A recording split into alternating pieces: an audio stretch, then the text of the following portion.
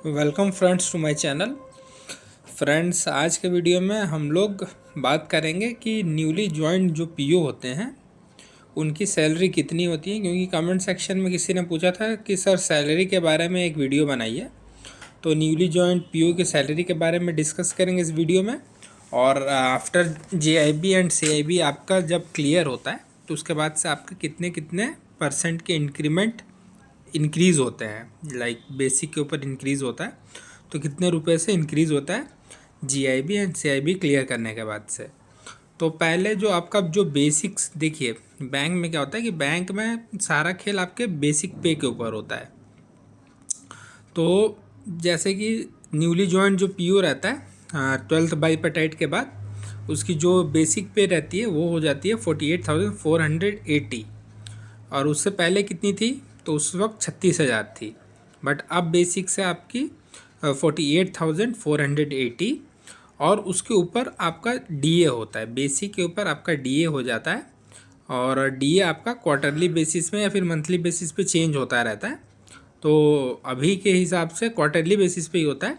तो अभी आपका अभी डीए है आई थिंक 23 और 22 के करीब है। एक मिनट में 23.87 समथिंग ऐसे है।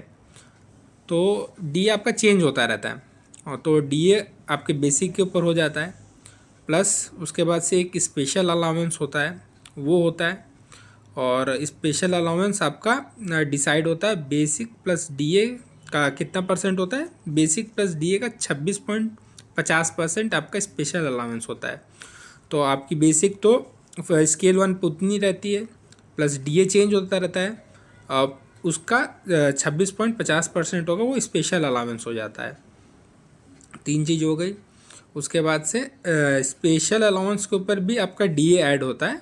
तो डीए का जो भी परसेंट उस मंथ में रहेगा उतने परसेंट ही आपके स्पेशल अलाउंस के ऊपर भी लगेगा।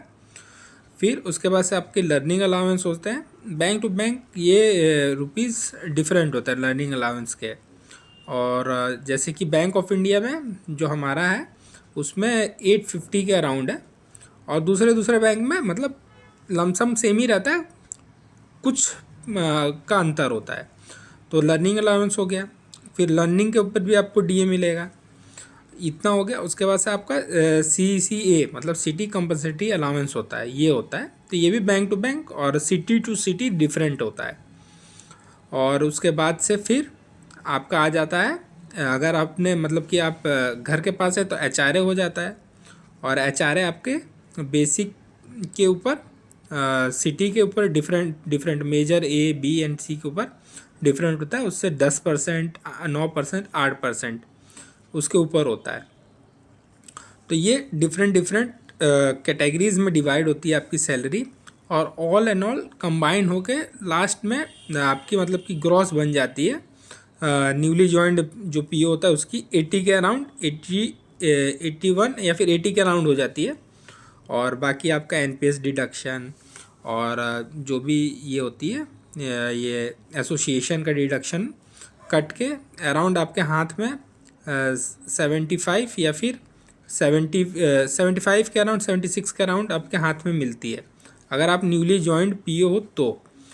और आप अगर आपका सीआईबी या फिर जीआईबी का इंक्रीमेंट, पहले तो जीआईबी आप क्लियर करेंगे तो बेसिक के ऊपर आपका 2000 का इंक्रीमेंट हो जाता है। अब बेसिक चेंज होगा तो फिर बेसिक के हिसाब से आपका स्पेशल अलाउंस चेंज हो जाएगा। फिर उसके ऊपर कई सारे चेंजेस उसी के बेसिस पे क्रोनोलॉजिकल बेसिस पे चेंज होगा। और फिर जेआईबी में एक इंक्रीमेंट आपका लगता है तो आपकी बेसिक हो जाती है 50,480। उसके बाद से फिर अगर आपका कैब क्लियर हो जाता है मतलब CAIB तो उस पर 2 इंक्रीमेंट लग जाती है आपकी। तो वो हो जाता है 54,480 के अराउंड हो जाता है। तो CIB क्लियर होने के बाद से आपकी जो ग्रॉस हो जाती है वो 93-94 के करीब चली जाती है HRA इंक्लूड करके। अगर आप HRA नहीं लेते हैं तो वो आपकी लीज़ हो जाती है। तो लीज़ आपके जो भी ओनर रहते हैं उनके अकाउंट में जाती है। तो जैसे कि यहाँ पे बैंक ऑफ इंडिया में स्केल 1 के लिए मेजर A और A के समथिंग सिटी में 17,000 के करीब है आपका लीज़। तो ये बैंक टू बैंक लीज़ भी चेंज होती है और कुछ कुछ जो पॉइंट्स होते हैं वो चेंज हो जाते हैं। तो ये आपकी मंथली सैलरी हो जाती है। उसके बाद से क्वार्टरली अलाउंसेस भी होते हैं कई सारे, वो क्वार्टरली बेसिस पे आपको मिलते हैं, तो वो अलग चीज़ है। बाकी जो सैलरी आपकी बन के आती है वो ये रहती है, और अलाउंसेस हर क्वार्टर में आपको मिलते हैं, वो डिफरेंट हो जाता है। तो मतलब बेसिक यही बात है कि आपके मतलब कि इन हैंड में 75-76 के करीब न्यूली ज्वाइन पीओ को मिल जाता है पैसा। और बाकी अगर इंक्रीमेंट हो जाता है तो वो मतलब कि आपके मतलब इंक्रीमेंट होने के बाद से जीआईबी एंड सीआईबी 90+ चला जाता है, और ईयरली बेसिस पे आपका इंक्रीमेंट होता ही है। तो more over the job is good and salary is also good, but यही है कि थोड़ा बहुत वर्क प्रेशर तो रहता ही है, हर ही जॉब में रहता है।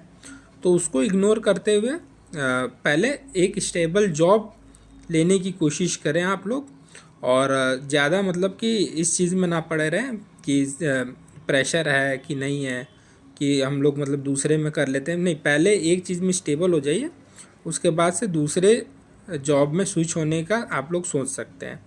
तो यही है। अगर आपको कोई भी चीज़ की डाउट है तो उसके बारे में आप लोग पूछ सकते हैं, कमेंट सेक्शन में आप लोग पूछिए, मैं उसके बारे में वीडियो लेके आऊँगा आपके लिए। तो आज के वीडियो में इतना ही दोस्तों, थैंक यू फ्रेंड्स।